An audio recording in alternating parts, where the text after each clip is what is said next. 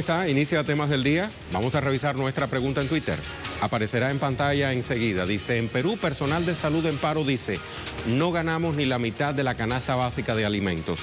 Protestan contra la privatización de los hospitales, piden equipamiento y aumento de salario. Pero al presidente Pedro Pablo Kuczynski alega que es Venezuela la que está pasando un rato terrible. ¿Qué opinas? Denos su parecer.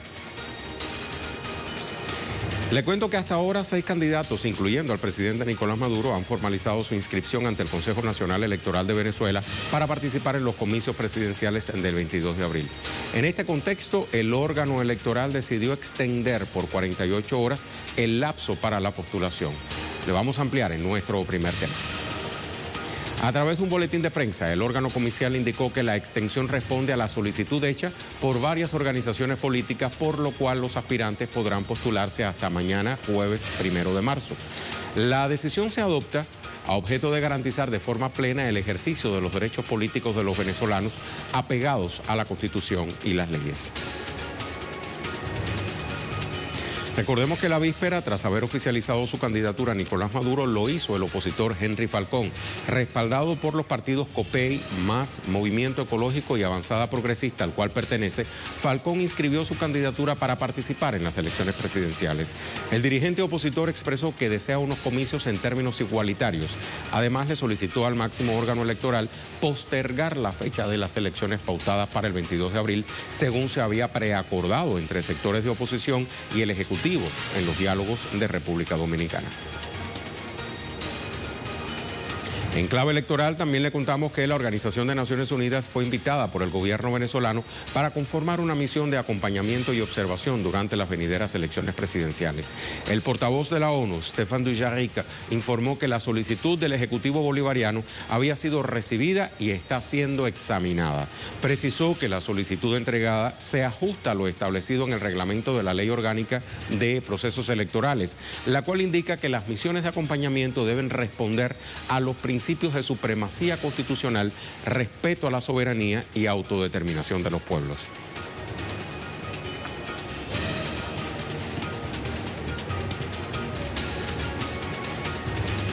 Habiendo hecho esta introducción, vámonos a Caracas con nuestra compañera Madeleine García para que nos amplíe. Saludos, Madeleine. Mucho que contar entonces en materia electoral de Venezuela. Se va calentando el panorama, como diríamos popularmente. Adelante. Así es, Rey. También te puedo decir que se está jugando fino. ¿Qué quiere decir esto, Rey? Que, se mueven las piezas del ajedrez político. Nuevamente la democracia se anota un punto. ¿Y por qué decimos esto, Rey? Bueno, porque en el día de ayer a la medianoche se concluyó, si se quiere, oficialmente el proceso de inscripción, pero el Consejo Nacional Electoral extendió por 2 días más, por 48 horas, la inscripción de los candidatos a la presidencia de la República como un símbolo de participación. Por eso te digo que se mueven finas las simbologías, las piezas del juego político. En el día de ayer se inscribió el presidente Nicolás Maduro, quien es el candidato de los factores de la revolución, y en horas de la tarde se inscribió Henry Falcón, que es también una persona fuerte dentro de la oposición venezolana, más no así dentro de la llamada Mesa de la Unidad, que incluso lo fustigó por las redes sociales diciendo y fijando posición que estaban en desacuerdo con esa inscripción, porque para ellos que él se haya inscrito quería decir que legitimaba el proceso, que para ellos es completamente irregular, y que además con esto está reconociendo a la Asamblea Nacional Constituyente. Pero ¿qué dijo en este caso Henry Falcón?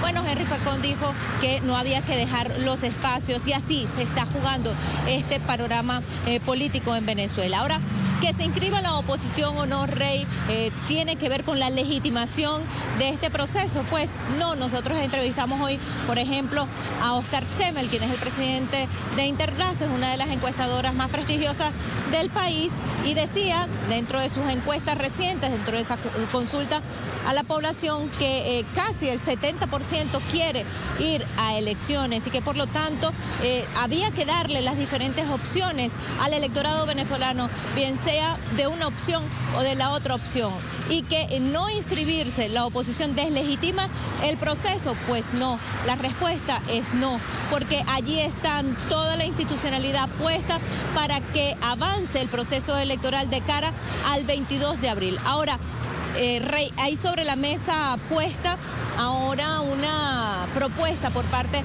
de Henry Falcón, y es un pliego de peticiones que en el día de ayer le hizo a los rectores del Consejo Nacional Electoral, y es que, por ejemplo, pueda la elección del 22 de abril aplazarse para otro día, y también otros requerimientos como ampliación de la observación internacional, Rey, que ya esto está contemplado dentro acuerdo de República Dominicana, también que los acompañantes internacionales estén desde el principio del proceso, y esto siempre ha sucedido acá en Venezuela, incluso están en las auditorías más claves como la transmisión de los datos, el software, todo esto está acompañado por estos observadores que vienen de otros países, de otras instituciones, y que acompañan el proceso electoral en Venezuela. Así que, puesto sobre la mesa está esta propuesta que sin duda alguna llama al diálogo. Esto han dicho también otra de las personas que entrevistamos en el día de hoy, y dice que, bueno, en democracia todo se dialoga, todo es posible, y hay allí un camino abierto. Lo importante es que se fortalece la democracia en Venezuela, que están pautadas unas elecciones para el 22 de abril, que así lo solicitó, lo pidió, lo dispuso la Asamblea Nacional Constituyente. Fue acogida esta propuesta por el Consejo Nacional Electoral y se avanza en este cronograma. Ahora bien, Rey, ¿qué es lo que falta ahora? Falta que en el directorio del Consejo Nacional Electoral se evalúe esta propuesta por parte de Henry Falcón. También habrán otras propuestas de otros candidatos. Hasta los momentos se han inscrito 6. Falta ver el cierre en el día de mañana a la medianoche para saber qué otros candidatos se han inscrito. Y bueno, así corre el cronograma electoral. Una democracia plena en Venezuela, en donde pues hay confianza, porque si se solicita que hayan garantías y más garantías que pueden ser escuchadas, bueno, hay confianza que las instituciones estén escuchando, y se abre nuevamente la posibilidad de este diálogo, o se esté trabajando en este diálogo para avanzar en un proceso que ya tiene los caminos o los días contados, Rey. Muchísimas gracias, Madeleine. Hasta la próxima. Madeleine García, nuestra corresponsal en Caracas, directamente desde la avenida Boyacá, o como popularmente se le conoce en este país, la Cotamil de Caracas, porque está a 1000 metros sobre el nivel del mar. Circunvala la ciudad capital. Y de Venezuela seguimos hablando, pero en la arena internacional. Sucede que la nación suramericana y Rusia continúan fortaleciendo alianzas de cooperación bilateral. Durante una reunión, los cancilleres de Venezuela, Jorge Arreaza, y de la Federación de Rusia, Sergei Lavrov, reafirmaron la disposición de fortalecer alianzas estratégicas de cooperación entre estos dos países. Ambos funcionarios intercambiaron además visiones ante la coyuntura geopolítica mundial.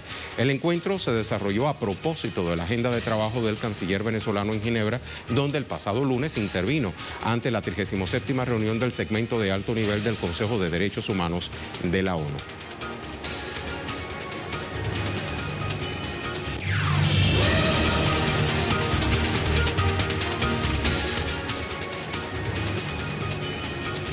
Ponemos nuevamente a su disposición la pregunta del día. En Perú, personal de salud en paro dice: no ganamos ni la mitad de la canasta básica de alimentos. Protestan contra privatización de hospitales, piden equipamiento y aumento de salario. Pero el presidente PPK alega que es Venezuela la que está pasando un rato terrible. ¿Qué opinas? Danos tu parecer.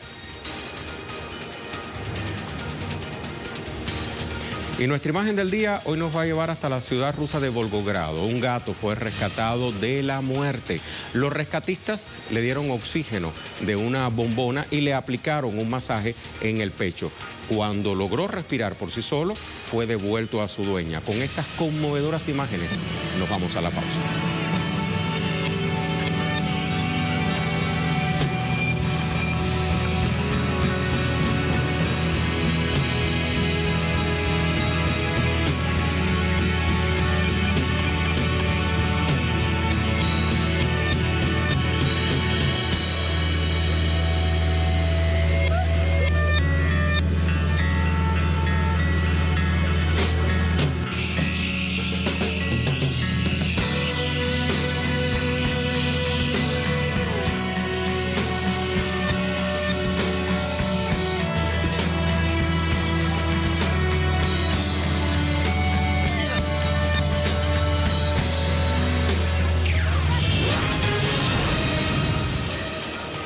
Regresa a temas del día. Segunda jornada del paro de trabajadores de la salud en Perú. Es convocado por el Sindicato Nacional Médico de Seguro Social contra la privatización de hospitales y también en exigencia de mejores condiciones laborales. Vamos a ampliarlo entonces en nuestro segundo tema del día. Las protestas llegaron hoy hasta la sede del Ministerio de Trabajo. Los manifestantes trataron de dialogar con las autoridades gubernamentales para presentar sus respectivas demandas. De acuerdo con medios locales, galenos de distintos centros de salud que también acatan el paro de 48 horas, denunciaron que los equipos con los que trabajan son obsoletos, situación que pone en riesgo su integridad y la de sus pacientes. El primer secretario del Sindicato Nacional Médico del Seguro Social, me refiero a Roberto Rojas, denunció que el gobierno de Pedro Pablo Kuczynski no quiere invertir en el sector salud. Lo escuchamos. El problema radica en que la autoridad y el gobierno no quiere invertir en salud, no quiere construir, no quiere implementar, no quiere comprar equipos. ¿Cuál es el fin de ellos? Tercerizar. Y han tercerizado ya muchos servicios. Están queriendo establecer ya convenios para hacer 3 APPs más. Vamos a precisar entonces las demandas del personal de salud en ese país suramericano. No a la privatización del sistema de seguridad social por medio de lo que han llamado la terciarización. Solución inmediata al desgobierno y crisis asistencial. Cambio inmediato de autoridades y nueva escala salarial y concurso de jefaturas.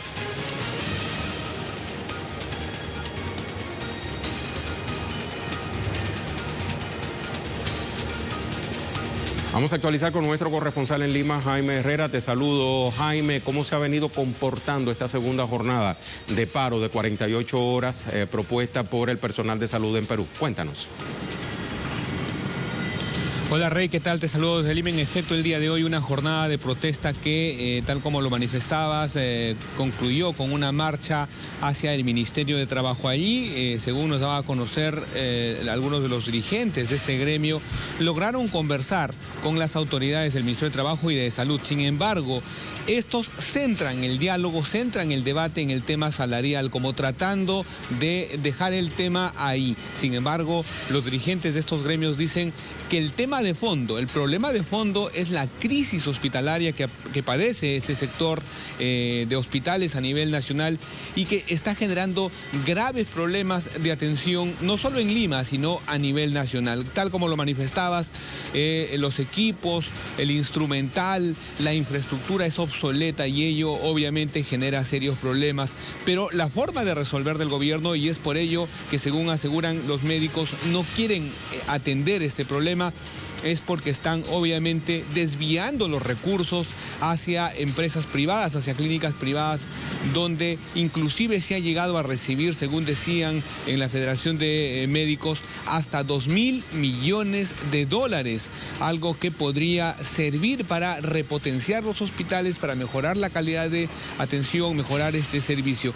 Pero, Rey, la crisis del sistema de salud no está solamente en la seguridad social, también está en los hospitales públicos que dependen del Ministerio de Salud, y es por ello que hoy también las enfermeras y enfermeros del Ministerio de Salud paralizaron por 24 horas. Ellos prácticamente coincidieron en sus manifestaciones, aunque ellos se dirigieron al Ministerio de Salud. Allí reclaman algo que ya lo manifestabas y que además es parte de la pregunta del día, que además de las condiciones precarias en que trabajan, hay cerca de 65.000 profesionales, enfermeras y enfermeros que ganan salarios que inclusive están muy por debajo de la mitad de lo que es la canasta básica de alimentos. O sea, ni siquiera podrían con ello cubrir la mitad de los alimentos que requieren para mantener a su familia durante un mes. O sea, están en estos momentos en condiciones de subsistencia. Un tema que se engarza con las dificultades que pasan miles de trabajadores del sistema de salud de los distintos hospitales en Lima y a nivel nacional, pero que sin embargo hasta el momento no ha tenido ninguna respuesta del presidente Pedro Pablo Kuczynski, quien pareciera según lo decían los gremios, no conoce estos temas, no sabe qué es lo que está ocurriendo, está de espaldas al país y no atiende estas demandas porque de otra forma no hay cómo entender que pese a las huelgas, pese a las manifestaciones, pese a la paralización, el presidente Kuczynski no tiene en la agenda la respuesta a estas demandas, Rey.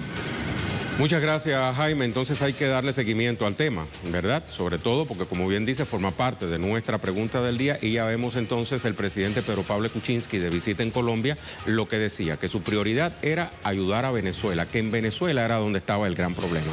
Vamos a ver qué nos responden nuestros amigos televidentes a esta pregunta que hemos formulado. Por el momento vamos a ver otros temas que también son noticias durante esta jornada de miércoles. Para eso vamos a consultar las cuentas Twitter de nuestros corresponsales.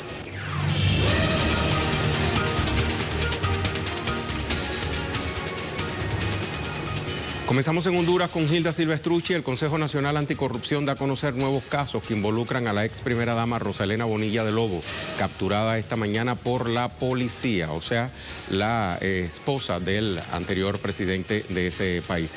Ernesto Ábalos dice, partidos políticos de El Salvador tienen hasta las 12 de la noche de este miércoles para realizar campaña electoral para diputados y alcaldes, elecciones 2018. Joan Ortiz y Serra, concentraciones en todo el territorio a pesar de la lluvia para defender el modelo de escuela catalana amenazado por Rajoy y los del 155. La escuela catalana no se toca. Desde Cataluña nos cuenta Joan. Y Mario Rosales nos dice que la embajadora de Estados Unidos en la ONU, Nikki Haley, mantiene la agenda durante este miércoles con diversos sectores del país, o sea, de Guatemala. Entre ellos, una reunión con ministros y el presidente Jimmy Morales. Finalizamos con Jaime Herrera, que recién lo tuvimos en vivo. Se complica la situación del presidente peruano Pedro Pablo Kuczynski. El ex jefe de Odebrecht declaró haber entregado $300.000 para su campaña en 2011. Por lo mismo están presos Humala y su esposa. Utiliza una etiqueta, se viene la vacancia. Edgardo Esteban nos dice desde la Argentina, los trabajadores públicos de la ciudad de Buenos Aires se movilizan en rechazo al ajuste y para exigirle al gobierno porteño paritaria sin techo, recomposición salarial y que garantice vacantes y trabajo para todos y todas. Lo escuchamos. Los trabajadores de la ciudad de Buenos Aires están realizando una movilización con un paro de actividades en reclamo de la apertura de paritarias que le están pidiendo al gobierno de Rodríguez Larreta. Lo cierto, lo real es que hay una diferencia muy importante en lo que propone el gobierno de la ciudad con relación a lo que están reclamando tanto los trabajadores de la salud como el sector judicial, como así también los docentes que hoy comenzaban las clases y que están también con una medida de fuerza y que van a continuar los días lunes y martes de la semana próxima. Realmente una presión que están haciendo los trabajadores a partir de esta movilización reclamando que se negocie por lo que es el costo de vida que está teniendo en Argentina y que se estima para este 2018 va a superar el 20% en lo que es la inflación. Realmente expectativa con esta medida de fuerza que no llegar a un diálogo con el gobierno de la ciudad van a continuar con paros y movilizaciones los trabajadores públicos de la ciudad de Buenos Aires la semana próxima.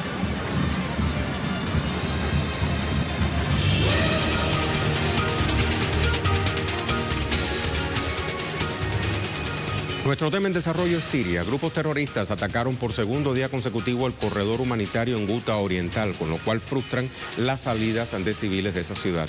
Las autoridades del país denuncian que los extremistas abrieron fuego, violando la tregua propuesta por Naciones Unidas al atacar a las tropas gubernamentales. Unidades del ejército y sus aliados tomaron medidas para recibir a los afectados. La zona entonces fue equipada con ambulancias y transporte público para trasladar a los ciudadanos en refugios de Damasco. Nuestro corresponsal Hicham Wanous nos tiene la ampliación. Saludos, Hicham, adelante. Buenas tardes, colegas. Saludos, amables televidentes. Efectivamente, los grupos armados y las bandas terroristas desplegadas en Ghouta Oriental impidieron por segundo día consecutivo la salida de los civiles habitantes de esta zona en función de la tregua establecida por parte de Rusia y las autoridades sirias de 5 horas diarias para tal fin y a través del corredor humanitario establecido por parte de las autoridades sirias y el ejército árabe sirio para para la evacuación de los heridos, enfermos y los habitantes de este área en tensión. Realmente los grupos armados atacaron el corredor humanitario con 4 proyectiles de mortero.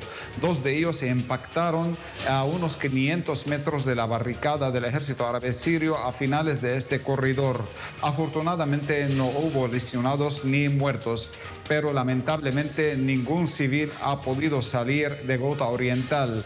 Damasco denuncia que los grupos armados terroristas también le impiden la salida a estos civiles, los mantienen como rehenes, los utilizan como escudos humanos y también impiden que puedan recibir ayuda humanitaria. Estas denuncias también son avaladas por parte de Rusia, que critica que los extremistas y sus patrocinadores son los responsables del sufrimiento de los habitantes de Ghouta Oriental.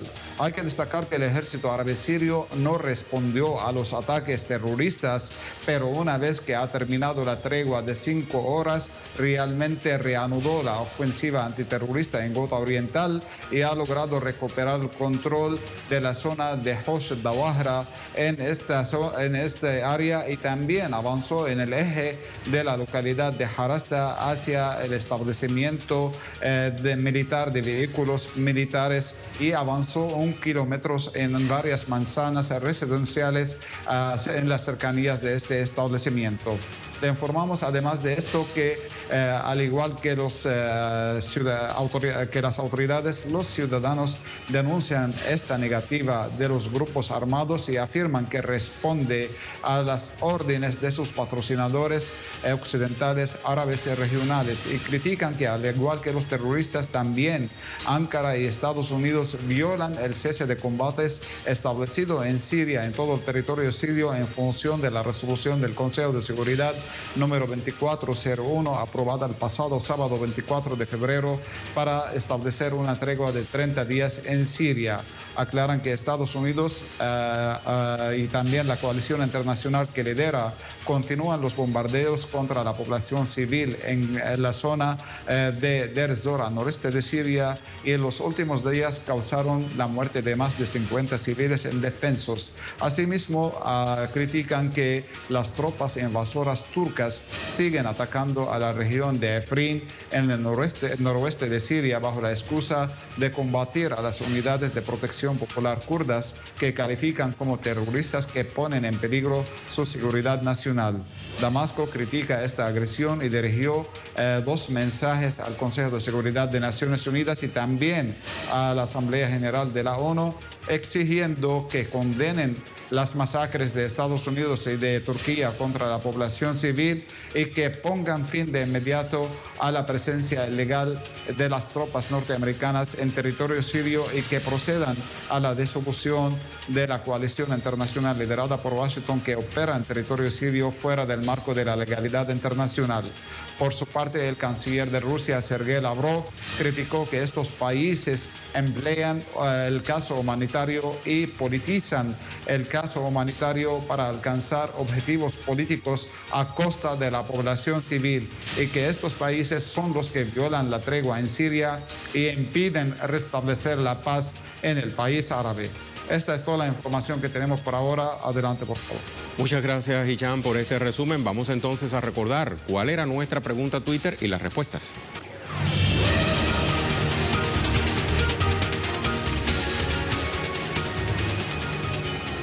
Le preguntábamos al inicio, en Perú, personal de salud en paro dice no ganamos ni la mitad de la canasta básica de alimentos. Protestan entonces contra la privatización de hospitales, piden equipamiento y aumento de salarios. Pero el presidente PPK, que vemos en una foto más abajo, alega que es Venezuela la que está pasando un rato terrible. Así lo entrecomillo, lo hizo esta declaración durante el 4º Gabinete Binacional Colombia-Perú.